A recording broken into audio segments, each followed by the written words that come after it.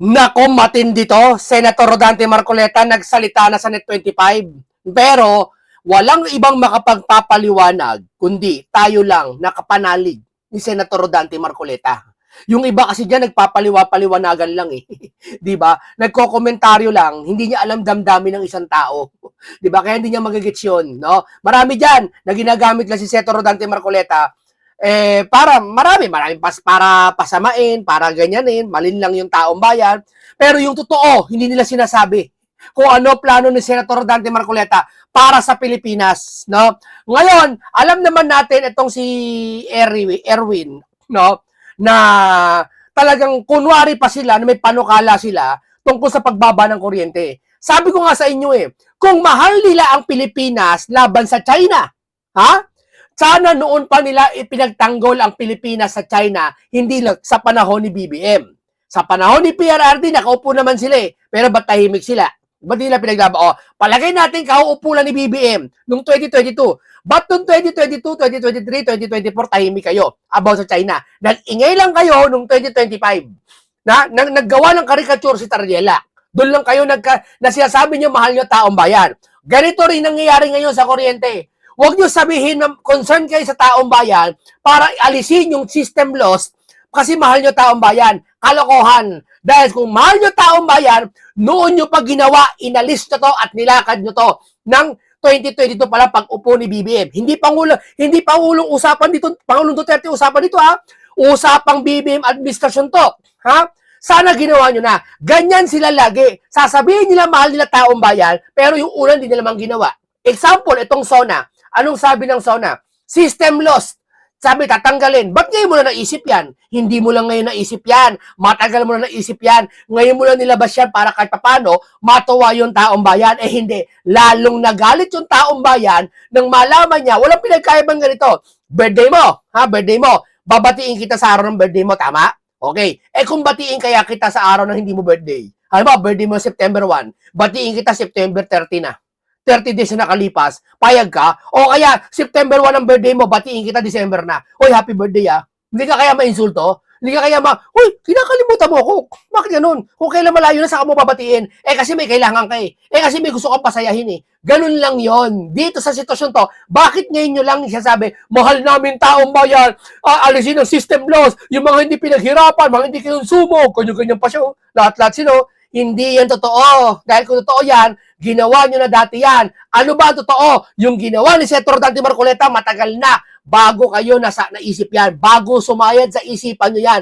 Nagawa na ng Senator Dante Marcoleta yan. Pero ayaw atan lakarin Bakit? Kasi baka pumogi si Senator Marcoleta Baka pumogi sa taong bayan Baka maging presidente, baka maging vice presidente. Baka bumango si Senator Dante Marcoleta.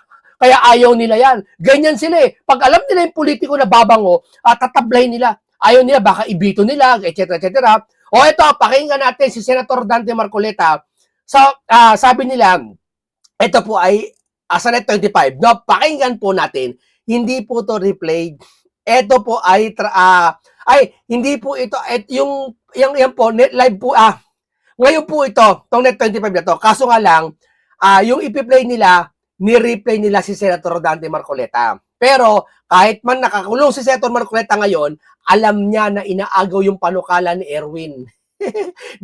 Sabi niya ni Rowena Guanzon BBM, lahat na lang ninakaw mo, pati ba naman yung panukala ni Senator Marcoleta, alisin yung systems loss, ninakaw mo pa? Di ba? Kaya Senator Marcoleta nagsalita na. Malamang sa malamang nagsalita na siya sa kulungan, sa piitan. Hintayin natin magsalita si Senator Marcoleta. Pero ito muna tayo muna, Net25. Ng Senate Resolution number 537. Ano nilalaman? 537? Ano ba yung baril? 357 Oh, yun. baliktad lang. 357. Senate Resolution number 537. Ito naman ay tumatawag para sa isang formal inquiry Yan. para i-review at iimbestigahan ang palisiya o mga patakaran ng IPIRA sa mga utility companies tungkol sa pagpapasa o paniningil ng systems losses. Yan. Imbestigahan. Oo. Tama, pag-aaralan. Nako. Paano ba yung pinapasa? Magkano? Oo. At Senate Bill number 234. Matagal nang pinapaliwanag ni Senator Dante Marcoleta yan. Ayaw nyo pakinggan. Ha? Ang sinasabi nyo, wala naman yan, di totoo yan. Yung toke niyan, di totoo eh. Diba? Kasi yan, ipinag-uusapan niya sa Senado, sa lahat, pinag-uupan yan. Ipapano ka, babatas yan, lahat na gagawa ng ano yan. Ayaw nilang maniwala, ngayon naniniwala na kayo. Ngayon, naramdaman nyo na. Ha? Gusto ang kininyata ni Erwin, yung batas na yan. Alam ng taong bayan kung kanino yan. Hindi naman tayo nagmamagaling kung kanino yan eh. Kung kay Senator Marcoleta, ano yan eh. Ang mahirap lang sa inyo, hindi nyo, inaangkin nyo na nga, ipinapalitaw nyo pa na walang, kayo magaling at sila hindi magaling. Ganun yun. Zero, ito naman, Jen, di ba may systems loss? Oo. Di ba yung systems loss, kasama yan sa babayaran ng kuryente? Oo, nasa bill mo yan eh. Buwan-buwan. So kasama yan sa may pinapataw na 12% value added tax. Oo. Kaya sa kanyang panukala, hindi. Systems loss, lalagyan mo pa ng VAT. Tanggalin ng 12% VAT ng systems loss. Senate Bill 2340. Hindi, bakit tatanggal mo yung VAT? Hindi, ang sabi ng Pangulo with demand. Totally scrap Yeah, yan. ito para mabilis. Oo. Kasi yung kanya, pag-aralan mo na. Senate Resolution 537. Wala. Pag-aralan muna kung paano tatanggalin yung systems loss. Pag-aralan daw muna. Ligaw na ligaw eh, no? Presidente ba talaga siya? Pag-aralan daw muna. Si Senator Marcoleta tapos na pag-aralan yan eh. Talaga hindi niya alam nangyayari ngayon sa Pilipinas, no? Hindi niya alam, no? Yung mga sa paligid mo, alamin mo, sir. Alamin mo kung tama siya sabi nila sa'yo, ha?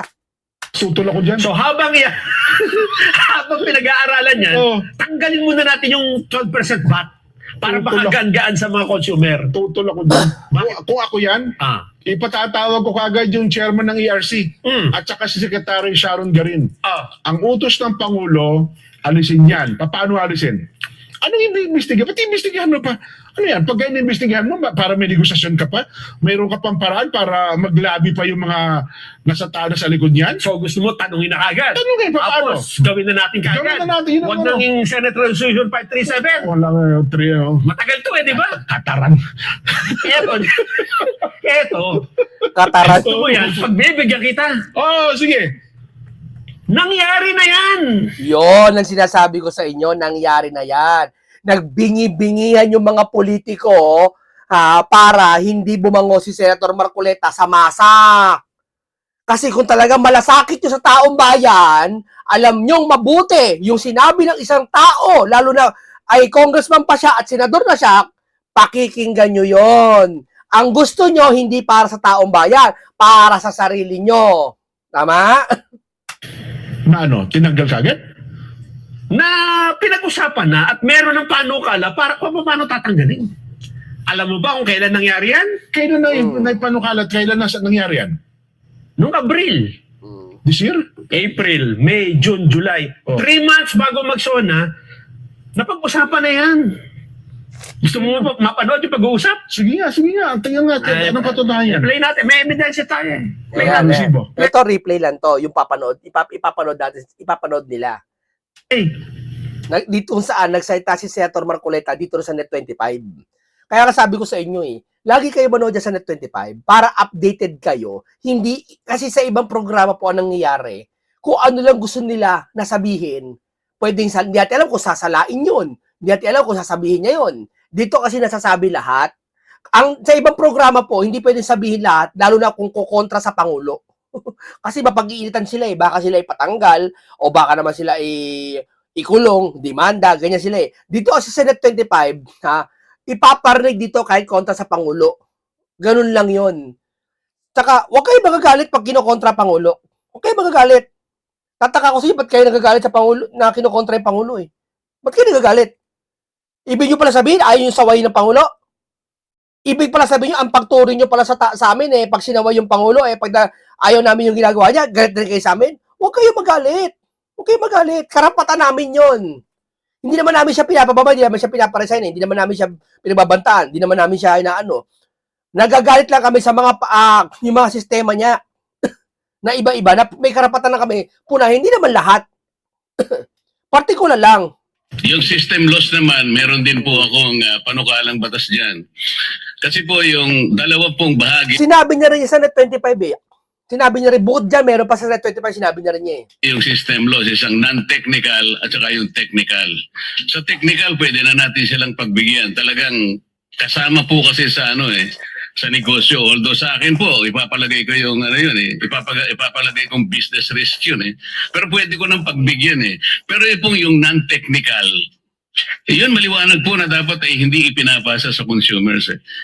Doon sa aking panukalang batas, kaugnay po yun doon sa sinabi ng Korte Suprema.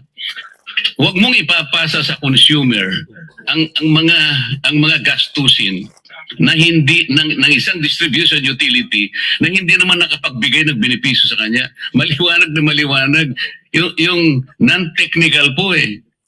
Katulad po halimbawa, nasira yung metro. Non-technical po yun. Nagkaroon ng inefficiency sa panig ng staff, ng accountant nila, iba yung yun po yung non-technical eh. Yung filthy rates. Ninakaw po ng maraming mga magnanakaw ng kuryente.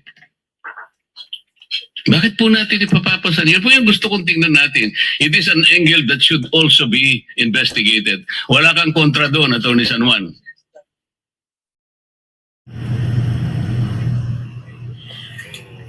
Ayan. Oo. Si Attorney Francis Juan yun. Saan yan? Sa ERC. Saan chairman nga ng ERC? Ay, then, yung gusto mong mangyari ngayon, Oo. naganap na. Naganap na. Sila, alam nilang naganap na kay Marcoleta, ang gagawin nila sila. Garapalan niya ang ginagawa nila. Garapalan niya. Tapos na. Yun pala. Late na yung sinasabi nila na iimbestigahan pa yan. Iimbestigahan pa daw. Hindi, no? Tapos na inimbestigahan ni Senator Rodante Marcoleta yan. Ang imbestigahan nyo yung flood control issue. At Pag-aaralan pa. Hindi yan. Kaya nga itong sonan to, walang kang kwenta-kwenta. Hindi, akin sa akin, walang kang kwenta-kwenta yung sonan na yan. At hindi lang yun. Oo. Nakapile na nga yung Senate Bill 2131 eh. 2131. Sino naman ang nagpanukala niyan? Si Senator Marcoleta. Yun na. Ano sinasabi natin pala? Ipinali nga ito, Mayo eh. This year. Oo, pagka... nung nakaraang pang ngayong sona. taon na ito. Oo. Oo. Pero yung kasing systems loss, nabanggit na rin ng Pangulong Bongbong yan, 2025 sona eh. Nakaraan. Alam ko, parang nabanggit na rin niya yan eh. Bakit hindi umuusad ang panukalang ito? Dito Oo. sa panukala, Jen, di ba may, yung binabanggit kanina, mayroong technical systems loss Oo. at non-technical. Oo. Ibig sabihin ng technical, di ba, pagka meron kang mula kuryente, Oo. dadalhin sa bahay mo. Oo. So, May singaw daw yun eh. dadaan sa, Kable. sa kable, Oo. natural, yung pagdaan, Oo. may Saka, paulit. Ayan, sige. nawawalang Ayun nga, tama. kuryente. May singaw. Yan. May dumadaan ka sa kuryente, nawawala yung kuryente, mga papiso-piso. Pag minuto na yan, libo-libo na kinukonsumo niyan. Pati yung mga halimbawa, alam ko mga nakaw na kuryente, mga jumper sa mga squatter. Sa atin, binabato yan. No? Okay, may pumutok na transformer, may pumutok. Di siyempre, yung kuryente, nagkonsumo. Malaking kuryente yon. Yan ang systems loss na tinatawag. Alam ko yan ang systems loss na tinatawag. Napakarami yan. Dapat, kung magtatayo ka ng kumpanya, nare-risk mo yung mga kalugian. Sa inyo yan. Anak ng teteng. Hindi mo lang kung saan napupunta yung pera eh. Sobrang yaman na nila eh. Sugapang-sugapa sa pera eh. No? Yung mga kumpanya na to, sugapang-sugapa sa pera eh. Shipin mo sa isang tao, nagbabayad 1,000. Alam ba, pagpalagay mo 1,000 isang kuryente. Ang nagbayad ng tao ay nasa 1 milyon. Di sa 1 milyon, 1 milyon na 1 milyon, 1 milyon 1,000 ilan? 1 bilyon? Tama? 1,000, 1 milyon, 1 bilyon? Hindi lang 1,000 ang konsumo ng tao eh. Minsan 10,000 eh. Times mo yun. Baka sa isang buwan, kumikita ang company nila ng mga bilyon eh. Tapos hindi nyo ma-handle yung system loss na yan? Sa amin pa rin? Grabe naman kayo. Di ba? Yan kasi, walang ngipin yung namumuno. Walang ngipin. Kung panahon ng Duterte yan, ibababalaan yan, ipapasara ko yan. Di ba? Totoo yan. Araw, gano'n pa, paano sumisingaw yung kuryente? Ipasara. Gumawa ang gobyerno ng sariling linya. Sige. Gano'n talaga gawin. Alam ko sinabi na ni PRRD yan eh. Alam ko natandaan yung sinabi ni PRRD yan. Parang lang O yun lang yung sisingilin. Alam mo ba kung ilang porsyento yan? Magkano yung singaw na yun? 1% lang. Ganon. Ang ibig sabihin dito, ang gustong tanggalin ni Senador Marcoleta, 99% ng systems loss, halos wala rin matitira para tinanggal mo rin. Yung knockout, Yung 1%, gagasin na lang yun. Yung 1%, ba, 1,000. O di, piso. yung jumper, yung kung ano-ano. Basta Yun yung 10 pesos lang para sa 1,000. hindi naman kasalanan nung may-ari. yun na nga, yun na. Oo. So, ibig sabihin, bukod sa 1%, 99%, Tatanggalin na. Oh, Dito sa Senate Bill 2131. yun ang malinaw pala naman eh. Meron na. Meron na. At saka amendments nung nung ipira law, di ba? Meron din siyang Senate Bill tungkol dyan. Dapat magtatayo ka ng company, yung risk niyan, sasaluhin mo. Alam mo, lahat ng kumpanyang tinayo, lahat ng business na tinayo, may pagkalugi. Kaya nga may abono ka, inaabonohan mo, namumuhunan ka. Di ba? Kahit sa tindahan, tayo kang sari-sari store, ha? Sari-sari store, pinuno mo ng mga dilata, lahat, corn beef, lahat, sardinas, pinuno mo, mga chicherya, di ba? Ganyan sari-sari store, may mga chocolate candies, yan. Ano pagkalugi doon minsan? Ha? Pagka minsan yung dilata, may kalawang na, pero bihira yon. O kaya minsan, yung mga candy may langgam na. O kaya walang laman yung chicherya, pero may mga ganyan lugi. O kaya nanakaw yung 3 dilata. Kailangan handle mo yung risk noon. Hindi yung porket nanakaw yung dilata mo, ipapato mo sa ibang presyo ng dilata, mamahalan mo. Hindi kasi ika niya, nanakaw yung dilata ko taasan ko presyo ng dilata ko. Hindi ganon. Yung system loss na yan, niloloko nyo kami. Pinapasalo nyo sa hindi namin kami kinonsumo. Yan ang hirap sa inyo. Di ba? Bakit? Hindi namin sisisi ang kumpanya. Ang sinisisi namin yun na may minuno sa atin sa bansa. Hindi lamang agapay, walang pangil dyan. 10 yan, tawag niya Senador Marcoleta, 10 power. Buti pa si Senator Dante Marcoleta nagsalita tungkol dito. Napakaraming gusto ni Senator Marcoleta. Ayaw nyo lang sa pagkatao ni Senator Marcoleta. Sabi ko nga huwag yung paniwalaan yung pagkatao ni Senator Marcoleta, pagkatao niya. Paniwalaan nyo yung sinasabi niya para sa bayan. Ay hindi. Inuna nila, galit nila pinasaraan niya, pinarasara niya istasyon, pinasara. Doon nagalit sila. Oo. Kaya ibig sabihin nito, Jen, ano itong ipinail ni Senador Erwin Tulfo? Nako. Bakit noon may Senate bill na matagal na nakapile ay hindi naman inaaksyonan, di ba? Yun. Hindi nga kinakalendaryo Buhayin nyo kasi dataka nga, di ba ang panawagan ng Senador paggalawin nyo man lang, ipakalendaryo nyo lang itong mga panukala ko. Ngayon, parang iba nga, binabaspas si Senador Marcoleta dahil sa yun daw 2,000 pesos na pinaka sa kuryente. Sabi ni Senador Marcoleta, huwag na tayong 2,000, 200 na kilowatt 200 kilowatt per hour monthly. Yun ang i-exempt natin. Wala na kayong babayaran basta 200 kilowatt per hour pababa. Napapatakan niya yan 2,400 more or less. Saan po kunin na pambayad? Guna niya sa mga ayuda. Kasi yan! Correct! Napakaganda ng panukala ni Senator Dante Marcoleta tungkol dyan sa kuryente. Saan niya kukunin? O eto, di ba? Yung nagsalita yung isang kumpanya ng kuryente, saan daw kukunin yung pambayad sa systems loss? Oh, singilin niyo yung presidente natin kung saan niya kukunin. Siya nag-ano sa zona Oh, hindi alam kung saan kukunin. O, hindi papasok kayo doon sa sinasabi ni Senator Marcoleta, sa ayuda kunin. Imbis na magbigay ng ayuda, yung ayuda ipunta doon sa kuryente. Doon natin ibabayad niya yun sa company. Di ba? Oh, yun ang maganda. Makikinabang pa lahat. Ayuda. Nagbigay ng ayuda. Bisa nabibigay siya 3,000 lang Imbis na 5,000 yun Di ba? Saan pupunta ibang pera? At yung hindi naman lahat nabibigyan ng ayuda At least yung gusto ni Senator Marcoleta, makikinabang lahat. Wala kang ayuda, pero kuryente mo, malilibre. Halimbawa, sa mga squatter ba, kuryente nyo ba, lagpas 200 kilowatt per hour? Lagpas, malaki na yon. Malaki na ang 200 kilowatt per hour, baka 3,000 na yon. Hindi na 2K pababa. 200 kilowatt per hour pataas, ay pababa, libre na. O lahat makikinabang. 28 million families ang makikinabang. Yung ayuda, ilang pamilya na makikinabang? Sabi ni Senator Marcoleta, ilan lang yung ayuda ilagay sa kuryente, 28 million families ang makikinabang. Tanda ko yan. Yan ang sinasabi ni Senator Marcoleta, dati pa sinabi niya na yan. Yung ayuda natin, almost 200 billion. Doon ilalagay. Pero ito daw niya, mga almost 100 billion lang. Check pa na nakarating sa mga wala pa nagpapogi. Diretso pa. Diretso pa sa mga nangailangan. Eto pa, Jen. Anong taon na ngayon? 2026. 2026. Okay. Ibig bang sabihin, ngayon lang na-realize ng gobyerno na kailangan tanggalin ng systems loss? Hindi yan ngayon lang na-realize. Kaya niya sinabi yan, ilalabas na nila yan kasi popogi sila sa taong bayan yan. Yes, salamat, makakaahon kami. Hindi nila alam, sinabi ni Senator Rodante Marcoleta yan. Ayaw lang ilabas ng mainstream media kasi nga para hindi alam ng taong bayan. Tingnan mo yung taong bayan, biglang-bigla, wow, ang galing ng Pangulo, tatanggalin system loss.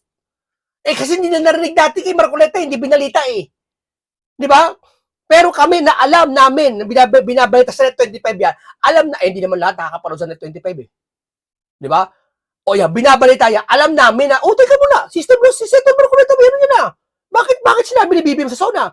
Tatanggalin, system loss. Si Senator Marcoleta, nagsabi niya eh, 3 years before pa bagong mag-SONA eh. Sinabi na niya yan eh. Diyan din sa Net 25, nagsalita tayo, alam ko, nagsalita rin. Yan ang hirap kasi sa mainstream media, yung iba, hindi lahat ayaw ibalita yung sinasabi ni Senator Marcoleta.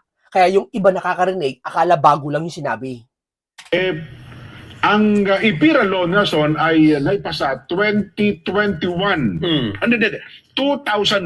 o 2002. Kaya ang IPIRA law ay 20 taon na pong umiiral. Oo. At ngayon, after 20 years, na-realize natin mukhang hindi na akma sa kasalukuyang sitwasyon. Kaya dapat talagang i-amend na. At hindi napakinabangan ang nilalaman ng IPIRA law. Kaya nga, nung banggitin ng Pangulo yung systems lost sa SONA ngayong 2026, sincero kaya siya yan na talagang nararamdaman niya ang... Hindi sincero. Hindi. Kahit anong gawin mo, sabi mo sincero, hindi sincero. Bakit? Ngayon mo lang ginawa eh. Ano yung mga dati mo nakaraan ginawa? Hindi mo pinakinggan yung taong bayan na alisin niya mga yan? Hindi ka sincero. Ang sincero, uunahan mo pa yung iisipin ng taong bayan. Ganyan ng leader. Ano sa tingin mo? Dapat sincero siya. Ibig bang sabihin talagang nagmamalasakit sila sa taong bayan? Palakpakan pa naka-standing ovation eh. Nagtayuan ng lahat ng mga mababatas. Eto naman ang tanong. So 2026 ngayon, kung kayo ay sincero na tanggalin ng systems loss, bakit yung House Bill number 160 na nakapile noong pang June 30, 2022, 4 years ago, ay hindi naman umuusad, hindi umusad Ayaw nilang pausadin yan kasi nga babango si Senator Dante Marcoleta sa taong bayan. Sino ay niya nagpanukala niyan? Si Senator Dante Marcoleta. Ay, hindi po pwede yan. Sir, paano yung taong bayan maghihirap? Wala tayong pakialam kahit maghihirap taong bayan. Basta si Senator Marcoleta, wag maging pogi sa kanila. Ganyan ang mindset ng mga yan. Sa madaling salita, pag ang mga politiko na to, na kung siya yung nangurakot at siya din yung nagigipit sa taong bayan, ayaw nilang umasenso kayo. Di ba? Ayaw nila. Kongreso. Sino nagpanukala niyan? Si Senador Rodante Marcoleta. Ayun lang. At nakapaloob dyan, yun ng pagtanggal sa systems loss, kasabay din ng pagtanggal sa PAT. Senador Erwin Tulfo. Gwapo na naman kayo, hindi na kailangan magpagwapo, sir. Ayun na lang, yun Ang na, problema, tapos na tayo. yung nga, nag-file siya, may una nang nag-file. At ito, kung talagang sincere kayo, di dapat pinausad nyo sa Congress tong bill na ito, di ba? Anong ginawa natin sa loob ng 4 na taon? Wala. Alam nila yan. Ayaw nilang pumogi si Senator Marcoleta. Muna kakaya yung sono niya, no? Racket papunta Kalawakan, mga ayudang pamimigay, tumaas ang konti, yung chopper, tumaas ang konti, ayuda. Ano ba naman yan? Diyos ko po, ginawa mong tamad ang mga Pilipino kakabigay ng ayuda. Wala.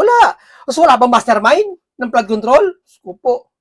Eto, panoorin natin si po kahapon ng Eto, sa Net 25 din. Panoorin natin ito si Malindog ba to? ating Pangulo.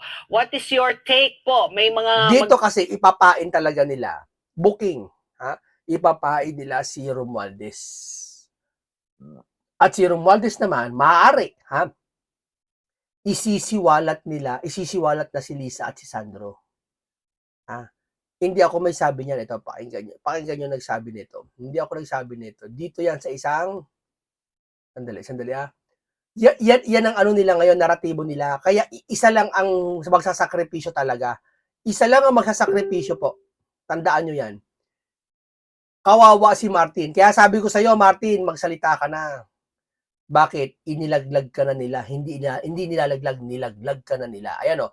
May pinamagatang Romualdez, ipapain nila, ibubulgar naman ni Romualdez si Marcos, Lisa, Sandro, babagsak pa rin kay BBM. Ayan o. Isa yan. O, painggan natin ang kanilang usap. Gaganda ba natin dapat i-celebrate? Or dapat ba tayo mas malungkot? Or dapat wait and see? Ano po ang inyong naramdaman po nung pagkatapos nyo narinig po ang ating Pangulo? Sa akin kasi, I will be very straightforward and frank. Medyo mas nalungkot ako sa narinig ko sa SONA or na-witness ko sa SONA kahapon ng Pilipinas. And I can justify that as well. Go Why? ahead po. Oo. Oo. Unang-una, kasi ako, if you understand the governance to a greater extent and if you understand what you call, planning. Kasi lahat naman maliit, malaki, gobyerno o hindi, nagkakaroon ka ng strategic planning, di ba? Tapos may target goal ang isang organization or especially as a country. So every administration may tinatawag kang flagship programs at may planning. Ano ang gusto mong ma-achieve at the end of your term as president. So ang observation ko kasi sa Marcos administration, from first SONA niya until kahapon na SONA, parang disjointed ba? Walang disconnected ang lahat ng SONA niya from first to the ngayon yung kahapon. Kasi you know what, when you say government, ang ano kasi dyan is kung ano yung sinabi mo sa first SONA mo at second SONA mo, third SONA mo, fourth SONA mo, and up to the fifth or the sixth SONA. Dapat kasi ang SONA mo magbi-build ka. Every SONA kasi, you present the achievement of your administration based on the previous SONA at ano yung na-achieve. And from there, you will follow through at what else can be done specifically. Ito maganda dito kay Prof. Ana Malindog ba to? Hindi siya bias. Nagsasabi siya ng totoo. Hindi siya para protestahin si BBM, hindi siya para Duterte, siya hindi. Nagsasabi siya ng katotohanan. Sa nakikita niya. Maski ako nakikita ko may trabaho si BBM, natatrabaho. Pero palpak pagdating sa flood control issue. May pagtatakip na nangyayari. Doon sa mga hindi pa na-achieve based on the achievement ng isang administrasyon. But what is happening in the SONA or even in the administration of Marcos Jr. ay walang ganoon. Hindi sila nag-build doon sa supposedly previous achievement nila, which is even a questionable kung mayroon nga ba. So ang nangyari sa kanya kahapon, parang may mga listahan na naman siya ng mga bago niyang promises. So, maniwala ka dyan. Sabi niya, masakit man sa akin to, kakasuhan natin patong-patong ang dating speaker, masakit man sa'yo. So, hindi mo tanggap na may kaso si Martin na ginawa niya yun. Kasi masakit sa'yo Dapat mainis ka. Kasi kung talaga si Martin kumuha ng bilyon na pera maleta, dapat mainis ka. Huwag ka masaktan. Bakit? Taong bayan ang naapektuhan, hindi pamilya niyo. Tandaan mo yan. Na gagawin niya within the last 2 years of his administration without even saying kung magagawa niya yan kasi wala na siyang oras actually dahil kung titignan mo talaga ngayon 2026 July, next week is August, you have what, less than 1 year or at roughly 1 year and a half. Kasi pagdating ng 2027 that is already electioneering. So lahat ng politician mo and even him will be very busy with the 2020 national election, even him. So kung titignan mo, marami siyang mga promises na nilagay kahapon pero hindi mo alam kung kaya niyang i-accomplish yan at kung may budget ka nga ba, precisely because even he knows that he is actually borrowing money from multilateral agency to finance the treasury or even the national budget of the Philippines. So that is one observation. So ang sinasabi ko, yun ang problema talaga ng administration na to. They are disconnected from the realities on the ground at even yung kanilang... Hindi, iba yung sinasabi sa ginagawa. Yun na lang po. Napakalinaw po sa amin yan. Napakaraming ebidensya po na iba yung sinasabi sa ginagawa nila. At iba naman yung ginagawa nila sa sasabihin nila. Iba. Mga programa from first... Kasi makikita mo talaga ang tao nagmamalasakit hindi ganyan. Hindi ganyan ang yung pabagal-bagal. Hindi ganyan.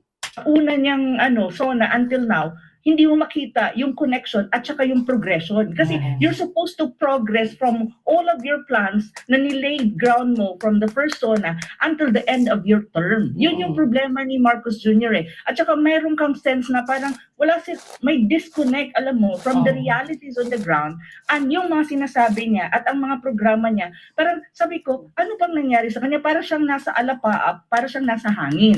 First observation, kasi, in government, at in Yan ba yung mga salita ni, ni Prof. Ana? Galit kayo?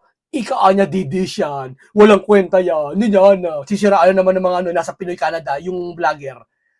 Anak ng teting ka. Wala naman sinabing labang kay BBM talaga na pababain si BBM, patalsikin. Karapatan ng Pilipino na magsalita, punahin yung ayaw sa kanya. Karapatan yun. Halimbawa, ako ayaw ko sa inyo. Karapatan ko yun. Pero wag ka magbabanta. Wag ako mumurahin ko kayo. Wag gano'n. Ha? Yung talaga lalaitin ko kayo. Wag gano'n. Pero siya hindi naman eh. Tama siya, sabi niya eh. May mga kakulangan. Ayaw ng mga vlogger ni BBM yon. Destabilization yung tawag ni Auntie Claire doon. Ha? Eh kapag kaganyan pala, ayaw nyo masita. Kasi minsan, isang beses, doon ako dumaan sa palengke, doon sa lugar namin. Bawal kasi sa bangketa yung mga vendor, di ba? Inaalis yan eh. Ayaw ni Iskuya. Pero sa ibang lugar, sa ibang lugar, may gusto, may ayaw. May ganyan lugar. May pinagbibigyan ng mayor para yung mga vendor makapagtinda kahit papaano sa mga gilid-gilid. Ewan ko lang sa Maynila kung pwede pa yon. Magtitinda ka sa may gilid. Ha? Ewan ko lang kung pwede pa yon. Isang beses napadaan ako doon, sabi ng, parang hindi ko alam kung task force discipline ng City Hall. Sir, alisin nyo po yan dito, sir. Alam nyo bawal yan, pero pinagbibigyan na nga namin kayo. Dito nyo lang po banda yan. Dapat nga, doon ho kayo eh. Pero dito na lang kayo, itabi nyo na lang yan. Ano sabi? Ganyan naman kayo, nasa gobyerno eh. Naapin nyo mahihirap eh. Galit pa siya. Pinagbigyan na nga siya doon ang bawal. Hindi naman siya pauhuli, hindi naman siya pinagalitan, hindi naman siya paalisin doon. Sinabi lang naman ng doon, ng task force discipline ng City Hall, sir, pwede kayo dyan, pero itabi-tabi nyo konti. Ayaw! Ayaw mapagsabihan! Ganto rin to mga to, ayaw mapagsabihan si BBM, nagagalit sila. Sino kayo? Ayaw nyo pagsabihan, ayaw, hindi naman kayo minamandohan eh. Sinasabi na namin yung ayaw namin sa inyo sa kay BBM. Huwag kayo magalit. Hindi destabilization tawag yan. Pagtutuwid ang tawag yan dahil karapatan namin yung taong bayan kami. Governance, there are 4 very important sector na dapat makikita mo talaga ang achievement at ano pa ang gagawin para mag-improve. First is economy. The economy. Medyo hindi ko naintindihan kung talagang mayroon siyang, kasi alam mo, ang ekonomiya, ang sinasabi niya, the economy is getting better and functioning very well. Sabi ko, para ano ba si President? Alam ba niya yung sinasabi niya? Kasi ang sinasabi niya, hindi lapat dun sa realidad ng buhay ng mga Pilipino. Yes. That is really the truth. Hindi niya kasi naranasan eh. Kaya gano'n eh. First, on growth. Growth, ang target nila mula nung first SONA niya is 7% or to 8% growth. Last quarter, ang achievement lang ng kanyang administration when you talk about growth is around 2% of GDP. Yeah, mababa talaga. Hindi lang yun. Misleading ang mga sinabi niya sa SONA niya. At ang sinasabi niyang 20 pesos na rice is already there, but that is not solution to the food security problem of the Philippines because that is not actually available to everyone. Correct. That is really the truth. And then, ang sabi pa niya, pagdating naman sa inflation, actually, ang inflation mataas because look, national rice inflation is 15% in June 2026. Imagine that, and now July pa lang. Tapos mayroon kang transportation inflation, may fish inflation ka, may alam mo yung overall food inflation is around 4.5%. Yeah. So, at paano mo nasabi na the economy is actually, how do you call that? The economy is actually better. Mayroon kang tinatawag na stagflation or risk, stagflation risk. Because my PhD is in economics, so I understand these things. So, ang sinasabi, ibig sabihin, hindi nag-grow ng masyado ang ekonomiya mo, mataas ang inflation mo, hindi maka-cope up ang population mo kasi ang kanilang purchasing power mababa. At the same time, yung tinatawag niyang tax relief, actually, in a way, it's a good thing, pero it does not really help.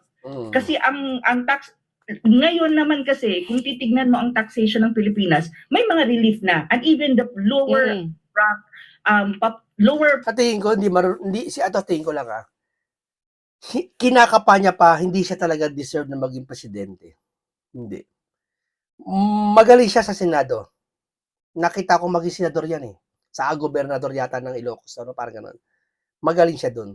Pero sa pagiging presidente, hindi. Ako nakikita ko hindi. Wala akong galit kay BBM. Wala akong galit sa kanya. Ang sa akin lang, nakikita ko, sinasabi ko. Sa akin, opinion o personal to. No? Hindi siya magaling na presidente. Malayong malayo. Hindi ko siya ikukumpara kay Tatay Digong. Pero malayo siya sa kilala kong pamantayan ng isang leader ng isang bansa.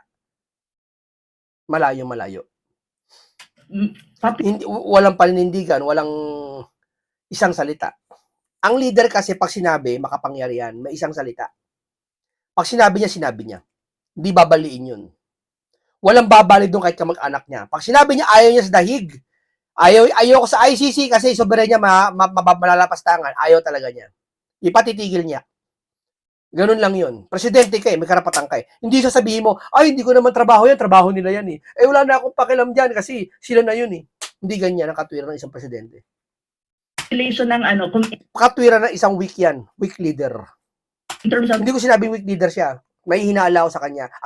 Hindi ko sinabing weak leader siya, pero yung talagang, kasi pag sinabing weak na weak talaga wala nang nagagawa Yung wala nang na-work, nag-work naman siya Okay naman, nakakagawa siya. Pero ang sa akin lang, hindi siya talagang leader na hinahanap ko. Hindi kay Duterte Walang Duterte to, walang Ninoy Aquino rito, walang ano rito. Yung isang leader, sabi pangkalahatan. Hindi niya na-meet yung ganung para sa akin, yung karakter, yung attitude, yung tapang, yung bangis, hindi, wala. economic status, meron naman talaga, marami dyan na hindi nagbabayad. Kasi ang solution, hindi naman to lower, especially the exemption ng tax, is actually to generate more jobs. Kasi ang employment sa Pilipinas mataas. So if you really look at how he described what you call the economy, actually, medyo may sabi niya, we're not liars. But to a certain extent, in that aspect of his SONA, medyo misleading ang mga sinabi ng Pangulo. Yun ang sabi ko, ay, bakit ganon? Yun. And then, because the economy is very important. Yeah. Aside from the economy, you have good governance. Ito yung medyo na ako na parang, sir, ang sabi mo, noong 2025 SONA mo, mahiya naman kayo at mananagot. Pero at the end of the day, dun sa kanyang statement, ang tanong ko, okay, sinabi niya yung 2025. So dapat ngayon sa 2026, he elaborated dapat kung ano yung result ng tinatawag mong combating massive corruption in government. Because to be very frank, ang na-mention lang niya is mga kontratista. Hindi niya naiintindihan na ang kontratista ay hindi yun yung big fishes ng massive corruption in government, ng especially flood control. May malalaking isda dyan na hindi actually nabibigyan ng kaukulang investigation ng kanyang administration. Tapos nagkaroon siya ng political grandstanding saying na I am the president of the people, not of my family. Highlighting Martin Romualdez as the poster. Parang ginawa niyang trophy si Martin Romualdez saying na may mga kaso na ilalatag kay Martin Romualdez. But take note, what are really those cases? Because as far as we know, nasa preliminary investigation siya. And when you say preliminary investigation in the Philippines, to be very frank, the possibility of it that will not push through is very high. Kasi even the ombudsman is saying that, at even the DOJ is saying na they're building the case kasi hindi daw nila makonect at wala daw silang sufficient evidence to even file a case against Martin Romualdez. So that is even, sabi ko, bakit mo ginamit yung yung pinsan mo, yet wala ka namang concrete na, alam mo yung concrete na maipapakita sa buong madlang people na Actually, mayroon lang ang case against Martin Romualdez, but Martin Romualdez is just one. Oo. He needs to remember that, when you talk about corruption, there's a lot of things that that if you really is serious about this, one thing that he needs to understand, ang corruption sa Pilipinas does not operate in a political vacuum. Mayroon siyang proseso, kung i-analyze mo siya, una, ang budget enacted by an administration dominated by Congress. In a way, the president there's such a thing as command responsibility. Even had to acknowledge that. Second, ang appropriation mo is signed by the president Yeah. into a law. So, Oo. kung accountability ang pag-uusapan mo, accountable siya din. Oo. The second one is project managed by executive agency. Ang implementation, even ng flood control project, are implemented by the executive level because the legislative is just approving the budget or determining the budget of the different sectors or different agency of the executive level. So that's even his responsibility and his accountability as the executive. And contractors alam mo, yung sinasabi niya mga contractors daw nakulong, he actually forgot the fact that yung Alam niya yan.